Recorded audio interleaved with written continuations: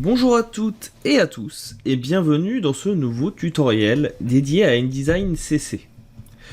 Dans ce tutoriel, je vais vous expliquer une petite astuce assez simple qui consiste à venir coller dedans, c'est-à-dire dans un bloc image de contenant, des photographies ou des illustrations de façon à pouvoir réaliser une sorte de masque d'écrêtage.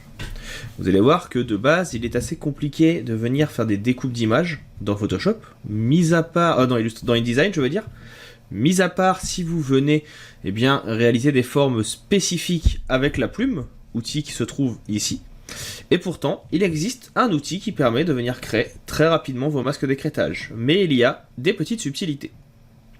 Si jamais vous avez des questions sur ce que vous allez voir au cours de cette vidéo, n'hésitez pas à m'en faire part. La section commentaires ou entraide sur tuto.com est disponible et là pour ça. Je réponds en général en moins d'1 heure. Je tiens également à faire un petit rappel que je fais au début de chaque vidéo. Si jamais vous trouvez que mon débit de parole est un petit peu trop rapide, il est possible de venir le réduire. Pour cela, vous allez en bas à droite de votre lecteur de vidéo, sur tuto ou sur YouTube, et vous cliquez sur le petit chiffre, ou sur le menu de paramètres, et vous pouvez réduire le timing jusqu'à 0,5, c'est-à-dire diviser par 2 mon débit de parole et la vitesse du curseur. A l'inverse, si je ne vais pas assez vite, il est également possible de venir accélérer le rythme. Donc profitez-en, ça vous permet vraiment de venir optimiser votre apprentissage avec la vitesse qui vous conviendra le mieux. On va donc maintenant pouvoir attaquer cette petite astuce gratuite sur InDesign dans la suite de cette vidéo. Attaquons maintenant donc la mise en place de cette petite option qui est le coller dedans, que vous devez peut-être connaître mais qui est, je pense, important de revoir. Alors, vous devez déjà savoir que pour ajouter une image dans InDesign, c'est relativement simple. On va chercher l'image, donc là par exemple, je vais aller dans mon dossier tuto, je vais prendre un autre dossier que j'utilise régulièrement, et on va aller chercher une photo d'abeille, et je vais venir cliquer, ce qui va la coller dans mon document. Dans InDesign, les images sont composées de deux choses, un contenu et un contenant. Le contenant permet de déplacer l'image, tandis que le contenu, il vous faut double-cliquer pour passer ici à un mode un petit peu plus marron qui permet de modifier la taille de l'image. Il faudra bien sûr donc jouer sur deux choses, et le contenant qui va permettre d'ajouter les images et le contenu. Il est possible dans un même contenant d'ajouter plusieurs images. En termes de contenu, vous pouvez le déplacer dedans, mais si vous dépassez de la limite, vous voyez qu'il disparaît. Il n'apparaît que dans ce qui est visible du contenant. Ça fonctionne sur le même principe que les masques d'écrêtage dans les autres logiciels. Plusieurs possibilités de paramétrage existent. Vous pouvez faire un clic droit, et dans Ajustement, vous allez avoir, par exemple, remplir le bloc proportionnellement ou ajuster. Donc là, moi, je vais venir ajuster au contenu, et donc à l'image qui est dedans. Alors hop, j'ai raté, c'est l'autre que je voulais, donc c'est ajuster le bloc au contenu, donc qui est ici, et de façon à ce qu'il prenne la taille de mon image. Une autre façon de paramétrer le tout va être de venir appuyer sur Shift et sur CTRL, et de cette façon, quand vous venez réduire l'image, tout sera réduit proportionnellement. Donc jusqu'à là, rien de bien compliqué. Imaginons maintenant que l'on ait plusieurs images. Ici, une deuxième, dans un autre sens, une troisième qui soit ici encore dans un autre sens, et que l'on souhaite que nos images n'apparaissent que dans un bloc que je vais créer. Par exemple, celui-ci. Je n'aimerais avoir que des images dans le bloc de couleur noire qui est ici. Il n'y a pas la possibilité dans InDesign de faire clic droit et masque d'écrêtage. Vous voyez, ça n'existe pas ici. C'est bien dommage. Il existe une partie normalement dans Édition. Alors attendez, il faut que je retrouve exactement le bon endroit. C'est dans Objet et vous avez le Pathfinder qui existe. Vous avez normalement la possibilité de faire des masques, mais vous voyez que ce n'est pas ici. Comme les masques de fusion, ce n'est pas fonctionnel. La solution, que je trouve la plus simple pour ma part, c'est de venir par exemple créer un bloc, donc le bloc qui est ici. Je vais venir le mettre en couleur papier. C'est mon contour. Donc il n'apparaît pas.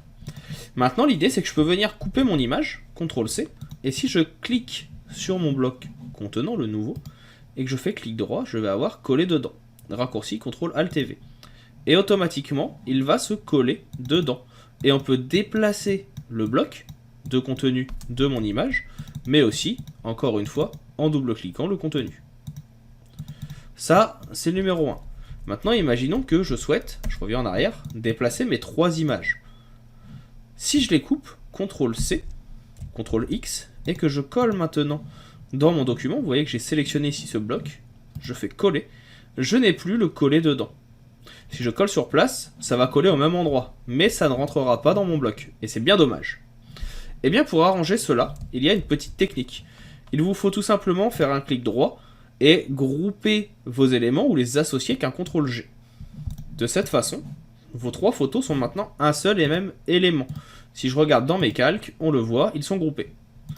Et ce groupe, si je viens ici le couper maintenant, et que je clique sur mon bloc, si je fais coller, j'ai l'option coller dedans qui réapparaît.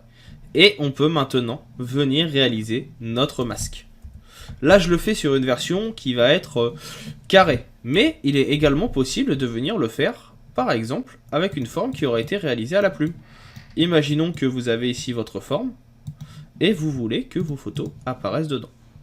Et bien de nouveau, vous pouvez faire clic droit et coller dedans. Et les images vont apparaître. Si vous regardez dans vos calques, vous voyez ici que vous avez donc votre élément avec les groupes dedans. Ce qui va se passer maintenant, c'est que si vous prenez l'outil flèche noire, vous pouvez double-cliquer dans tous vos éléments un par un pour les déplacer et venir adapter le rendu comme vous le voulez.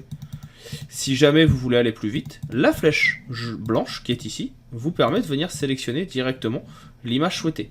Par contre, vous passez en mode sélection directe. Donc, pour repasser de l'un à l'autre, là par exemple, je suis sur la sélection du contenu. Pour le contenant, vous appuyez sur CTRL. Et autant pour moi, je dis une bêtise, aussi voilà, c'est sélectionné. Et maintenant, si vous êtes avec la flèche noire, vous pouvez venir déplacer votre élément. Donc c'est ça qui est assez intéressant. À savoir également que vous pouvez venir déplacer et modifier votre masque à tout moment. Comme c'est un élément qui est créé à la plume, si vous le sélectionnez, ici, vous pouvez venir l'agrandir, le rétrécir. Il fonctionne également comme un contenant. Autre chose, ici, quand vous avez vos éléments donc sélectionnés, vous double-cliquez. Vous pouvez ici venir faire un clic droit et normalement, vous pouvez venir enlever le groupe. Donc là, je vois que ça n'apparaît pas, c'est pas grave, on va aller dans Objet et normalement il y a Dissocier. Donc on va le sélectionner directement et ah, autant pour moi, je croyais qu'on pouvait encore le dissocier, donc pas possible. Donc malheureusement, vous êtes obligé de venir double-cliquer à chaque fois. Sinon, vous pouvez venir directement dans vos calques. Et ici, vous avez un système de petits carrés. Et ce petit carré permet de venir sélectionner directement l'image que vous souhaitez. Profitez-en, ça vous permet vraiment de venir adapter votre forme comme vous voulez. Donc voilà pour la petite astuce du coller dedans. Je trouve que c'est intéressant de revenir dessus parce que, eh bien, malheureusement, c'est quelque chose qu'on oublie souvent. Je sais que j'ai des étudiants récemment qui m'ont demandé comment faire, donc, eh bien, j'ai voulu forcément réexpliquer cela. Si jamais vous avez d'autres questions, n'hésitez pas, la section entraide ou les commentaires sont là pour ça. N'hésitez pas à me montrer vos résultats avec les petits collets dedans que vous auriez fait, si jamais vous avez fait des choses un petit peu étonnantes. Ça m'amuse toujours de venir les partager sur les réseaux sociaux. Et pour ma part, il ne me reste maintenant plus qu'à vous dire à bientôt pour d'autres astuces et d'autres tutoriels, que ce soit sur InDesign, Illustrator ou Photoshop. Et à vous souhaiter une bonne continuation. Hop hop, ne partez pas si vite. Vous avez aimé la vidéo, l'astuce que vous avez vue vous a plu et vous a permis de vous améliorer dans le logiciel que vous suivez, Photoshop, Illustrator, InDesign, Affinity Photo ou que sais-je encore. Vous souhaitez aller un petit peu plus loin dans la découverte de ces outils et comprendre au mieux leur fonctionnement, voire même vous personnaliser dans certains domaines, l'auto-entreprise, comment développer votre auto-entreprise par exemple avec Photoshop, comment vous améliorer si vous êtes développeur, comment l'utiliser la suite Adobe si vous êtes illustrateur ou que sais-je encore. Sachez que je propose également des vidéos sur tuto.com que vous pouvez retrouver avec le lien présent dans la description. Vous y retrouverez l'intégralité des vidéos gratuites du site, de la chaîne YouTube, mais également l'intégralité de mon catalogue de formations payantes. Il arrive régulièrement que je propose sur la chaîne YouTube, mais aussi sur les réseaux sociaux, des codes promo pour les avoir à moins cher, donc n'hésitez pas à les suivre pour pouvoir rester à l'affût des dernières nouvelles. Je vous invite également, bien sûr, à laisser un commentaire, un petit like, à partager la vidéo autour de vous afin que la chaîne puisse grandir. N'hésitez pas à me dire ce que vous en avez pensé, c'est toujours avec plaisir que je lis les commentaires et que je réponds, même en cas de besoin. Je vous dis maintenant à bientôt pour d'autres tutoriels, pour d'autres ressources, pour d'autres outils liés au monde du graphisme ou du marketing. Je vous souhaite une bonne continuation et je vous dis à bientôt.